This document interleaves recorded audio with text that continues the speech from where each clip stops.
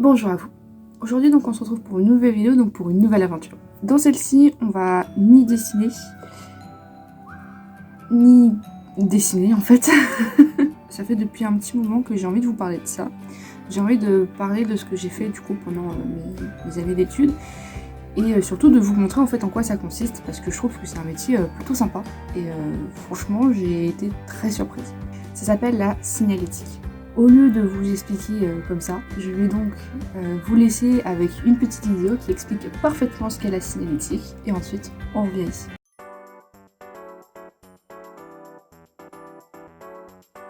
La signalétique est un ensemble d'éléments constituant une signalisation. Elle désigne ainsi l'ensemble des moyens utilisés pour guider et orienter les individus sur un lieu donné. On peut d'ailleurs distinguer la signalétique intérieure ou la signalétique extérieure. Son efficacité réside dans le fait qu'elle se base sur l'utilisation de mots simples ou de signes, donc symboles, pictogrammes, logos, etc., connus par le plus grand nombre. Elle doit concilier efficacité et esthétisme et peut, dans le cas d'une signalétique pour professionnels, être adaptée à l'image de marque de l'entreprise. Les supports de signalisation pour la signalétique sont divers et variés. Elle peut donc être apposée au sol, sur un mur ou encore plus généralement sur un panneau. Son rôle sera alors de guider et d'informer les usagers dans un espace public ou privé, et de faciliter l'orientation et les déplacements de ces derniers. En plus de formuler une indication ou une orientation, elle peut également servir à mettre en avant une recommandation, une obligation, une interdiction ou encore à mettre en garde face à un danger. Elle sera alors catégorisée en familles selon sa forme, son rôle ou sa destination.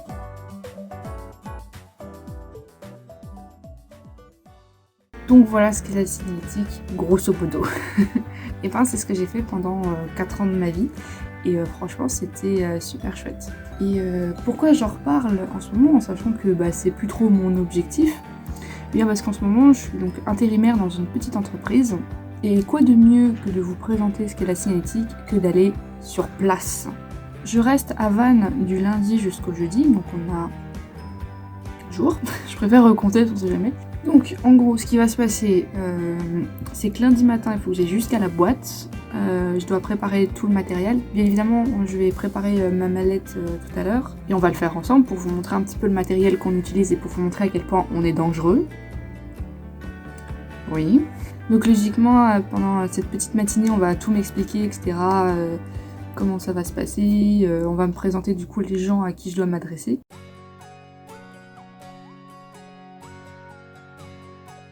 Je voulais vous montrer ma mallette, mais je ne l'ai pas avec moi. Du coup, je vais juste vous dire le matériel qu'on a. Donc on a la mallette en elle-même, les cutters. On peut en avoir plusieurs, comme on peut en avoir un. Principalement, j'en utilise qu'un. Donc on a les raclettes. Il y a plusieurs raclettes et surtout elles ont plusieurs noms. On peut l'appeler la squeezies, on peut l'appeler la feutrine ou on peut appeler juste une raclette. La raclette, elle a donc 2 extrémités différentes, une en plastique et une en feutrine. Il existe aussi des raclettes où elles sont totalement en feutrine entière. Celles-ci, c'est très rare qu'on les utilise. Moi, je suis pas très fan de celles-là. Et ensuite, on a donc les cales qui ont une forme différente en trapèze et qui, elles, servent juste à caler, en fait.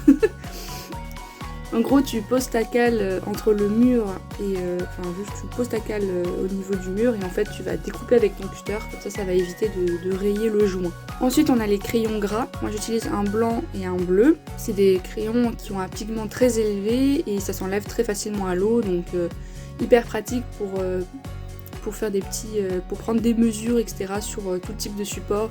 En plus, ça s'enlève et ça se voit plus. Donc, franchement, c'est tip top. On a la scrabber ou le scrab, qui est littéralement une sorte de raclette qu'on utilise pour les vitres, sauf que là elle va servir à enlever toutes les poussières et toutes les imperfections de la vitre, surtout tout ce qui va être dégueulasse en fait, tout ce qui s'est posé sur une vitre on va l'enlever. Donc voilà, ça sert à gratter tout simplement les petites merdouilles qui sont dessus. Ensuite on a le pulvo, un gros pulvérisateur, c'est une grosse bonbonne avec de l'eau, du gaz et du savon pour bébé. Et donc ça sert juste à nettoyer les vitres, à humidifier l'adhésif et ainsi de suite. Après il y a plein d'autres outils que utilisent certains de mes collègues, mais forcément je les ai pas avec moi et d'autres où j'ai pas forcément le nom. Mais grosso modo, voici à quoi doit ressembler une mallette. Bien évidemment, il y a aussi les vêtements de travail, ça c'est quand même assez obligatoire, surtout le pantalon parce que c'est hyper important, parce que surtout en fait on a des poches sur les côtés au niveau des cuisses et franchement c'est hyper pratique. Ça te permet d'avoir tout le temps ton matériel sur toi. Il y en a qui utilisent des ceintures par exemple, je trouve ça aussi très très cool d'avoir une ceinture, mais moi je préfère quand même le pantalon en lui-même. Et chose importante, c'est les chaussures de sécurité. C'est hyper important parce que se prendre un panneau d'une certaine envergure comme celui de Vibs, je pense que franchement on serait trop content d'avoir ces chaussures.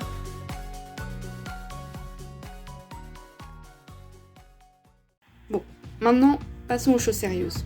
Je vais aller dans les grosses lignes. Bien évidemment, il y a plein d'étapes et plein de choses beaucoup plus précises, mais nous, on va vraiment juste effleurer le truc parce que sinon, on n'est pas sorti de l'auberge.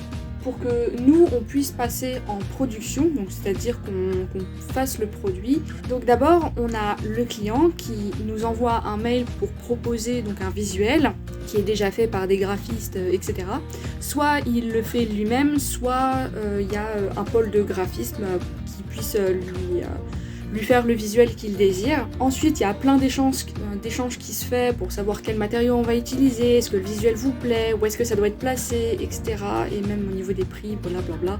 Bref, plein de petites choses. Et une fois que le projet est fini, on réalise un BAT, donc c'est un bon à tirer. Et à partir de là, on peut réaliser la production. Et c'est là où moi et un autre collègue à moi entrons en scène.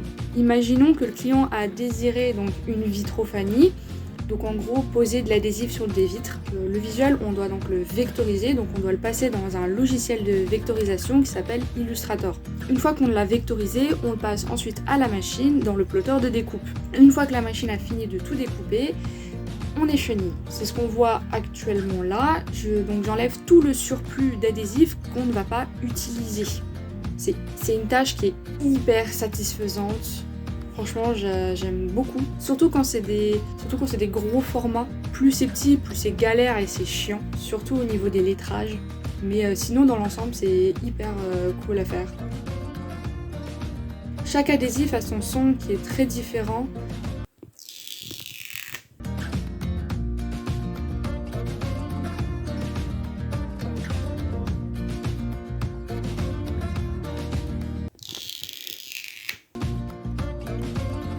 Donc une fois qu'on a échenillé tout ça, on va passer à une autre machine qui a plusieurs noms différents parce que ça dépend du rouleau qu'on va mettre.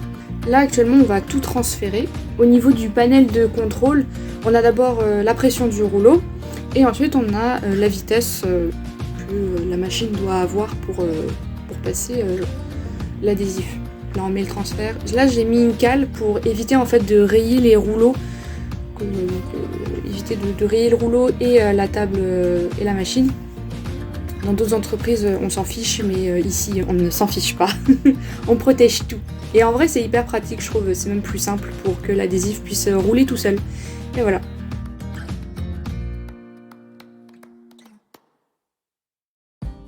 Donc ça roule, ça se transfère tranquillement et ça part de l'autre côté et ensuite on récupère tout. On va donc tout découper ensuite aux extrémités. En gros, enlever tout le liner et tout qui va pas être utilisé ou qui va nous gêner, donc on enlève tout ça. Et une fois que c'est fait, on enroule le tout, on annote le numéro ou la lettre qui est, et puis pouf, on met ça dans un carton et bim bam boum, ça part. Voilà. C'est vraiment dans les grosses lignes, mais grosso modo, la vitrophanie, c'est juste ça. On va juste transférer un adhésif. Par contre, si on est sur des panneaux beaucoup plus grands, genre comme du Dibond ou autre, avec des impressions numériques, là, c'est bien plus différent. Là, il faut laminer. Donc, en gros, on va rajouter un film pour protéger l'impression numérique. Mais là, on est vraiment sur la vitrophanie, donc on va essayer de se concentrer plus là-dessus. Et puis si vraiment ça vous intéresse ou autre, on pourra en parler bien plus en profondeur de toutes les techniques. Je suis pas vraiment une professionnelle ni autre, mais moi je trouve ça toujours trop cool de voir comment est-ce que ça se fabrique, etc. Dans cette entreprise-là, on travaille beaucoup sur de la vitrophanie, donc c'est un peu plus compliqué de vous montrer comment on utilise les autres machines. Mais je dois avoir encore quelques petites photos de mes anciens stages, donc à vous de voir.